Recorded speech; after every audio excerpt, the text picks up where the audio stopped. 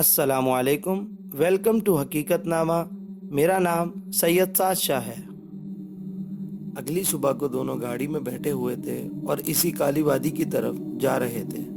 سفر کے لمحات بڑے پرمسرت تھے کیونکہ سارے راستے میں ہی دونوں ایک دوسرے سے ہنسی مذاق کر رہے تھے۔ نرمین، تم بہت ہی حسین و جمیل لگ رہی ہو۔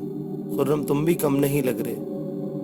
لیکن اچانک گاڑی کے فرنٹ اسکرین پر ایک بڑا اژدہا آ کر اسکرین پر اس کی چمکتی ہوئی کھال سورج کی روشنی میں انتہائی شعاعیں پیدا کر رہی تھی۔ نرمین کی بھیانک چیخ نکل گئی اور وہ خرم سے لپٹ گئی۔ گاڑی ہچکولے کھانے لگی۔ نرمین، خود کو سنبھالو اور جلدی سے گاڑی کے شیشے چڑھا دو تاکہ یہ بھیانک بلا اندر گاڑی میں نہ آ جائے۔ خرم نے بمشکل یہ الفاظ کہے اور گاڑی اب بھی ہولے ہولے ادھر ادھر بھٹک رہی تھی۔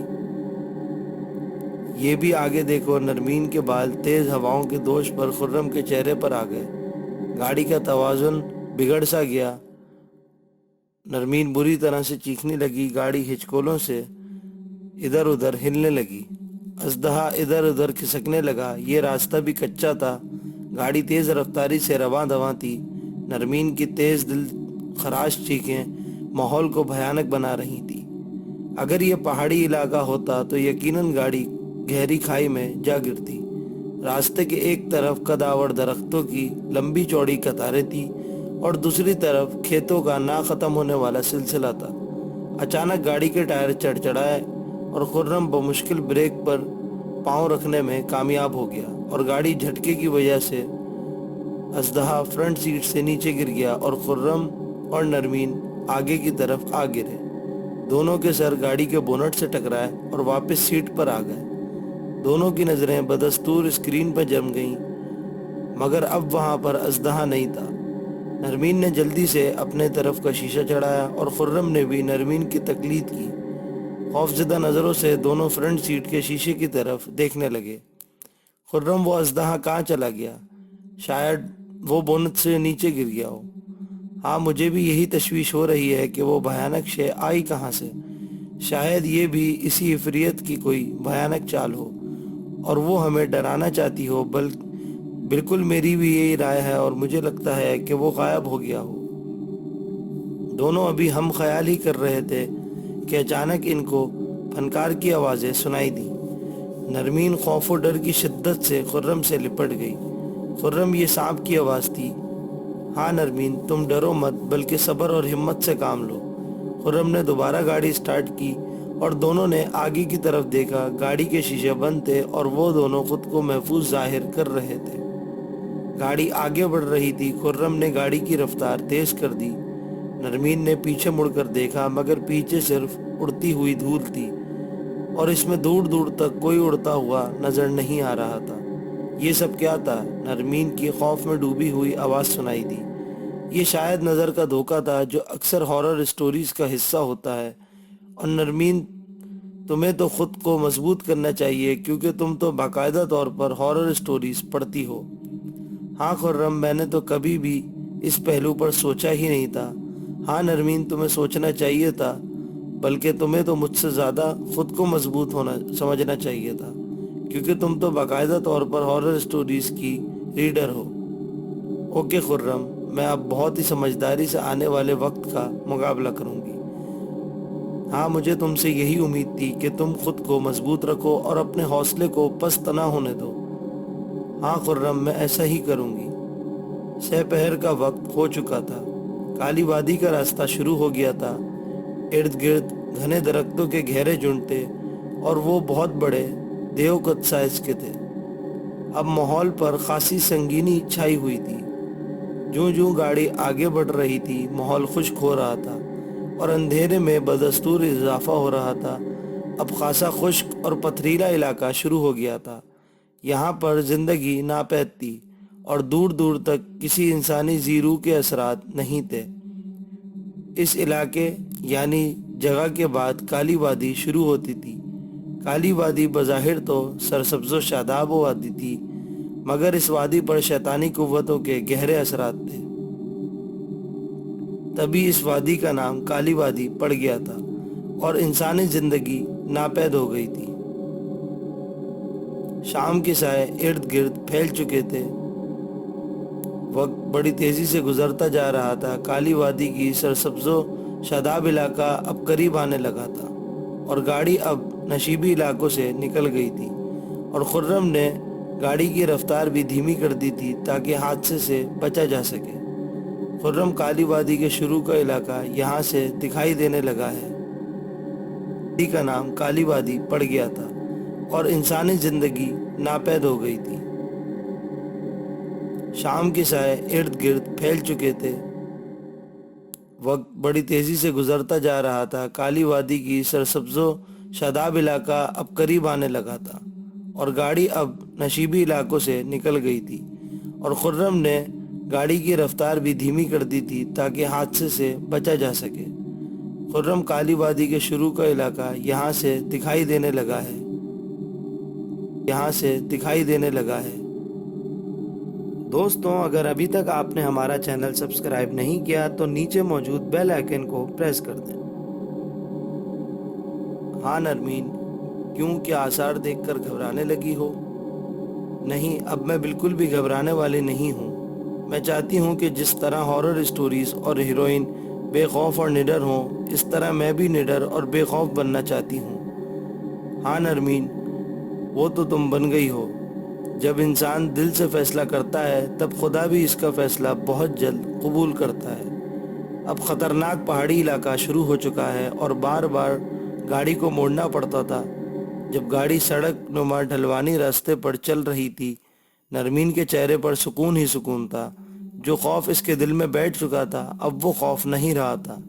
ایسا لگتا تھا کہ بس کچھ بھی نہیں ہوا ہو اور یہ دونوں کسی خوفناک وادی کے بجائے کسی پرسکون مقام کی جانب گامزن ہوں۔ اب شام کے سائے گہرے ہو چکے تھے اور وہ دونوں کالی وادی میں داخل ہو چکے تھے۔ سڑک بالکل سنسان تھی، دور دور تک کوئی گاڑی سڑک پر نظر نہیں آ رہی تھی۔ اب وہ لوگ ہوٹل کے بالکل قریب پہنچ چکے تھے۔ ہوٹل اندھیرے میں ڈوبا ہوا تھا اور بھوت بنگلہ نظر آ رہا تھا، اور اس وادی پر ایسی وحشت چھائی ہوئی تھی کہ ہر چیز سیاہ نظر آ رہی تھی۔ دیکھو اس منحوس عفریت نے کس قدر جلد اس خوبصورت وادی پر اپنا اثر ظاہر کرنا شروع کر دیا ہے کہ ہر چیز اس کے زیر اثر آ گئی ہے۔ ہاں یہ تو ہے، مگر خیر، ہمیں کل صبح تک دیکھنا ہوگا۔ اب خرم نے گاڑی کا رخ ہوٹل کی طرف موڑ دیا۔ ہوٹل انتہائی بھیانک نظر آ رہا تھا کہ گویا کوئی پراسرار شے ہو یا کسی دیو کا گھر ہو۔ خرم، ہوٹل جوں قریب آ رہا ہے ایسا لگ رہا ہے کہ گویا ہم کسی جادو میں دھسے جا رہے ہوں۔ ہاں نرمین، گھبرانے کی کوئی ضرورت نہیں ہے۔ ہاں تم ٹھیک کہہ رہے ہو۔ وہ دونوں نے ہوٹل کی پارکنگ ایریا کی طرف گاڑی بڑھائی۔ وہاں دونوں بہت ہی حیران ہوئے۔ ہوٹل کا مین گیٹ کے باہر بہت ہی وزنی تالا لگا ہوا تھا۔ خرم، ہوٹل کا بیرونی گیٹ تو بند ہے، اب کیا ہوگا؟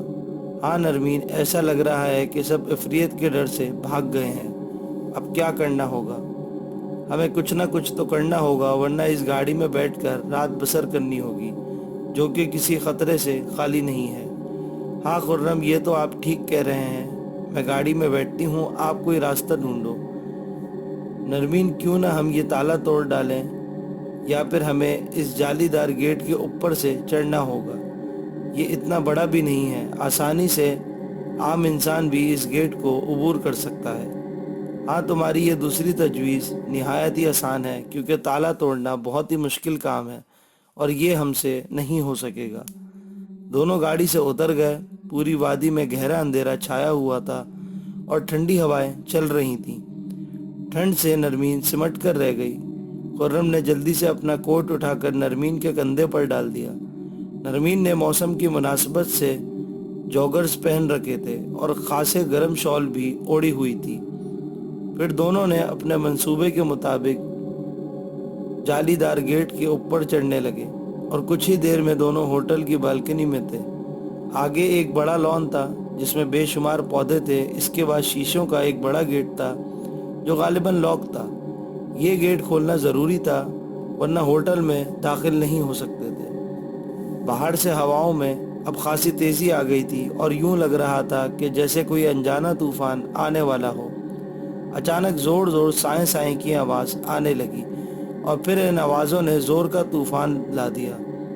طوفان اتنا تیز تھا کہ درختوں کی شاخیں آپس میں گتھم گتھا ہو گئیں اور پھر طوفان کی شدت میں اضافہ ہوتا گیا۔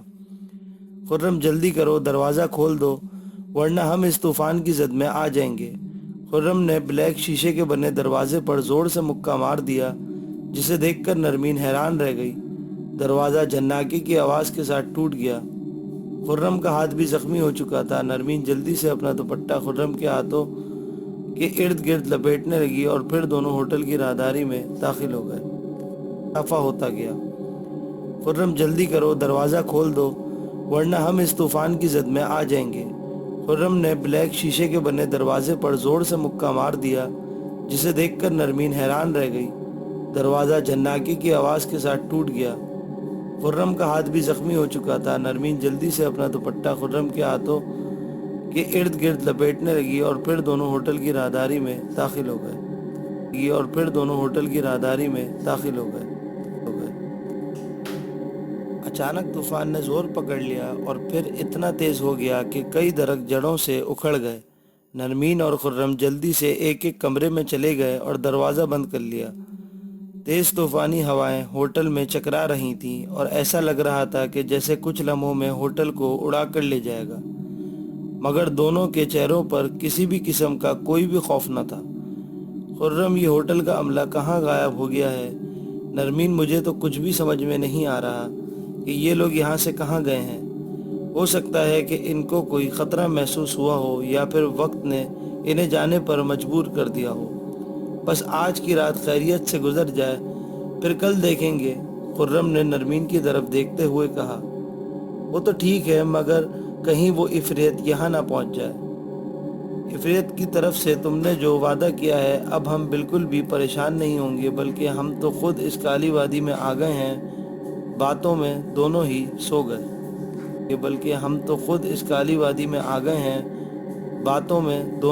سو گئے۔